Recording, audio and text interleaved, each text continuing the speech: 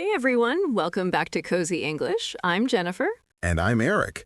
Today we have the two scariest real-life English moments in one episode. Calling your bank and a tiny car accident. Real phrases, real role plays. If your English is around A2 or B1, this is exactly for you. Ready? Let's go. First, the bank call. Eric, have you ever lost your card? Oh, I have a story. 2 years ago, I bought tacos from a truck on 4th Street. $8.50. I paid and put the card in my back pocket. No wallet, just the pocket. Oh no. 3 hours later, the pocket was empty. My stomach just dropped. When your stomach drops, you feel sudden fear, like an elevator going down too fast. Exactly that feeling. And then came the worst part. I had to call the bank. A phone call in English with a stranger about money. Hard mode. Phone English really is the hardest English. No faces, no hands, no pointing. Only sound. And the agent talks fast, because for them, it's just a normal Tuesday. Before we act it out, one modern tip. Most banking apps have a freeze card button. Tap it the second you notice the card is gone. The card stops working, and you can breathe. Freeze first, call second. The freeze stops a thief. The call gets you a new card. Right. So role play one. I'll be the bank agent.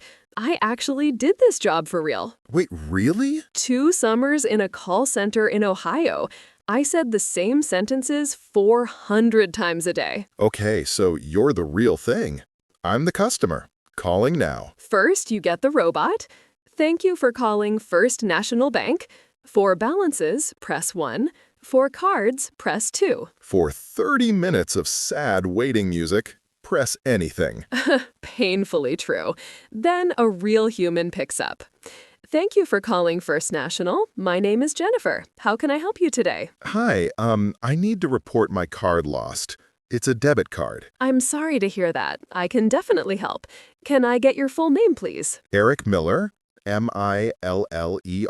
Thank you, Eric. For security, can you verify your date of birth? May 12th, 1990. And the last 4 digits of the card, if you remember them? 7731. Perfect. I've placed a block on that card. Nobody can use it now. Oh, that was fast. Your new card will arrive in 5 to 7 business days. Is there a faster option? I'm traveling next week. We can rush it. 2 business days, with a small fee. Would you like that? Yes, please. Done. Anything else I can help you with today? No, that's everything. And scene. Okay, let's slow that down because there was gold in there.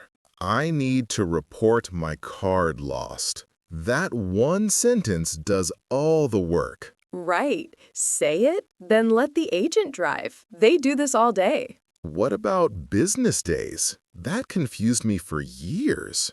Business days are Monday to Friday. Weekends don't count. So 7 business days can be a week and a half. Which is why you ask, is there a faster option? Banks can rush cards. Most people never ask. And American banks love the last 4 digits. Card number, social security, phone number, always the last 4. Now, the most important lesson of the whole call. You're allowed to slow the agent down. Could you speak a little slower, please? Or, sorry, I didn't catch that. I didn't catch that is perfect. It means the sound arrived, but the words got away. And for strange names, could you spell that for me?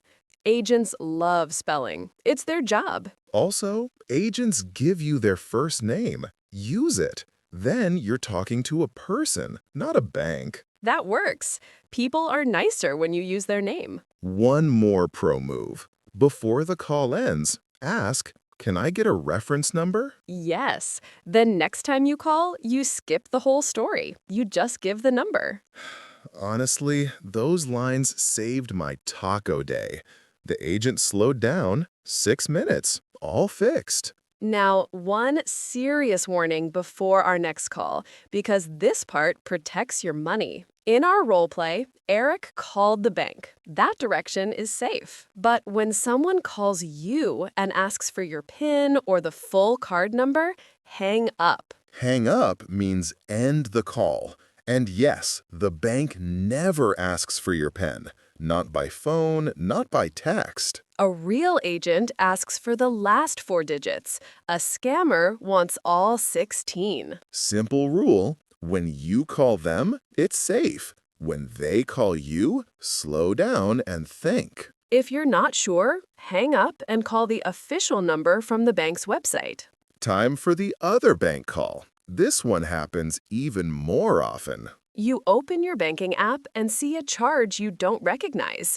$80, a store you've never heard of. Scary. Let's switch. You call, I'm the agent this time. Thank you for calling First National. This is Eric speaking. Hi, I'm calling about a charge on my account that I don't recognize. I can look into that for you. Which charge is it? $80 from Monday at a place called Lucky Star Electronics. I've never been there. Thank you. Quick question. Did you lose your card recently or lend it to anyone? No, the card is in my hand right now. Okay, I'd like to open a dispute for that transaction. You'll see a temporary credit while we investigate. Back to us. Dispute is the official word there. It means I don't agree with this charge. Please check it. And the temporary credit means your money comes back while they look, usually within a few days. So, listeners, have you ever made a scary phone call in English? A bank, an airline, a doctor? Tell us in the comments what the call was about. And here's the thing about phone calls. You can hold notes, breathe, nobody sees your face. Our second topic has no hiding. It happens face to face, on the street. The Fender Bender. Let's unpack that name. The fender is the metal part over the car wheel. So a fender bender is a tiny accident. Bent metal, nobody hurt. And I can tell this story because it happened to me in March. Wait, the rainy Friday? The rainy Friday. I was stopped at a red light on Maple Street and bump. Someone hit you from behind? There's a word for that. You got rear-ended. My heart was racing. But your first words in that moment really matter. What did you say first? Nothing about the car. I got out and asked the other driver, "Are you okay?" People first. Always. He was a college kid, white as paper. Honestly, he was more scared than me. Oh, poor guy. We moved both cars into a parking lot and turned on our hazard lights, the blinking orange ones. And then I said the magic sentence. Let's exchange information. That's the one. It starts everything. Let's make the list exact. Name, phone number, insurance company, policy number, license plate. The policy number is printed on the insurance card, so one photo catches most of the list. I photographed his card, his license plate, both cars, and the street corner. Smart. A month later, memory argues. Photos don't. Act it out with me. I'm the college kid. I'm already nervous. Are you okay? I'm fine, just a little shaken up. Are you okay? I'm okay too. Let's pull into that parking lot, out of the road. Good idea. Is your car okay? Small scratch, I think. Let's exchange information. Can I take a photo of your insurance card? Sure, here it is. Can I get your phone number in case the insurance company calls? Of course. Do we need to call the police, do you think? No injuries and one scratch, but if you want a police report, we can call. Okay, out of our little movie. First, shaken up. That's shaky inside after a shock, not hurt. And second, my almost sorry. You heard that, huh? I did. And this surprises a lot of people. In America, after an accident, be careful with "I'm sorry." To an insurance company, "I'm sorry" can sound like it was my fault. Which feels so strange because in many cultures, apologizing first is just good manners. Here, it can cost you real money. So stay kind, just stick to facts. Ask, are you okay? Help, but describe what happened. Don't judge who was wrong. Like this. I was stopped, the light was red, the car behind hit me. Facts only. And if someone saw it, ask, "Did you see what happened?" A witness can end an argument before it starts. A harder question, though. What if the other driver is angry or won't share their information? Then, don't argue. Stay near your car and call the police. In the US, for a small accident, you can call the non-emergency police line, not 911. And there's a soft way to say it. I'd feel better if we called the police. Polite and clear. Same move if the other driver has no insurance. Let the police write the report. One more real situation. Sometimes the other driver says, "Let's skip insurance. I'll just pay you cash." Careful with that one. Car damage hides. A $200 scratch can become a $2,000 repair. So the answer is, thanks, but I'd rather go through insurance. Friendly, but firm. Then comes the last step, calling your insurance company. And Jennifer, you already know this game. It's the bank call again. Same hold music, same last 4 digits, same slower, please? Okay, final role play.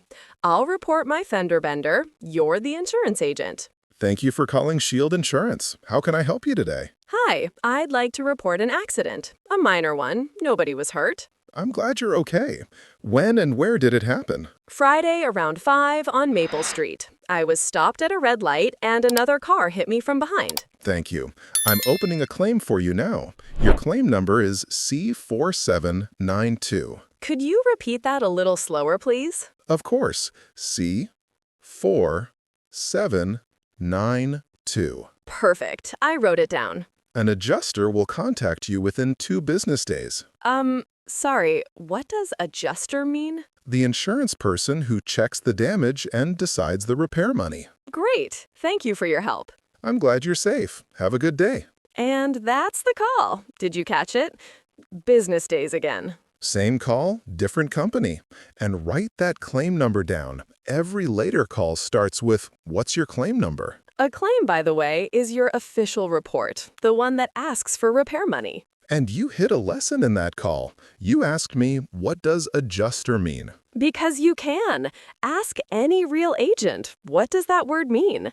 They explain words all day. Nobody thinks it's strange. It's their job to be clear. So, has a fender bender ever happened to you? What did you say first? We read every comment. 2 scary moments, 4 role plays, and a pocket full of real phrases. Not bad for one episode. Practice 2 lines out loud today. Could you speak a little slower, please? And what does that word mean? And if you made it to the end, write press 2 in the comments, our secret phrase. Perfect. Thanks for spending this time with us. See you next time on Cozy English. Bye, everyone.